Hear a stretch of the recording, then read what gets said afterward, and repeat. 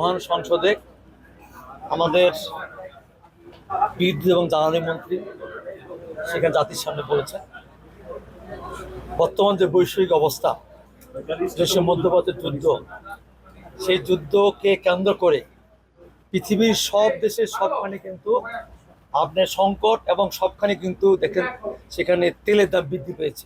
এখন পর্যন্ত কিন্তু আমাদের বিশেষ করে তারেক রহমান সরকার সেখানে এখন তেলের দাম বৃদ্ধি করে নাই। এবং আমরা গতকালকে আমাদের মাননীয় মন্ত্রী বলছে আমাদের তেল নিয়ে কোনো সমস্যা নাই। আমরা বিগত দিনে যেভাবে আমরা তেল বিভিন্ন জেলায় বিভিন্ন পাম্পে বরাদ্দ দিচ্ছি, বলতে তার চেয়ে বেশি দিয়েছি, সেই পরিসংখ্যানটা কিন্তু তুলে ধরেছেন। তবে একটা জিনিস মাথায় রাখবেন, বিশেষ করে এই সময়টা তো আসলে আমাদের খুব গরম সময়, তবে অনেকেই অসাধু ব্যবসায়ী এবং তারা বিভিন্নভাবে একটা মব সৃষ্টি করতে চায়, সংকট তৈরি করতে চায়।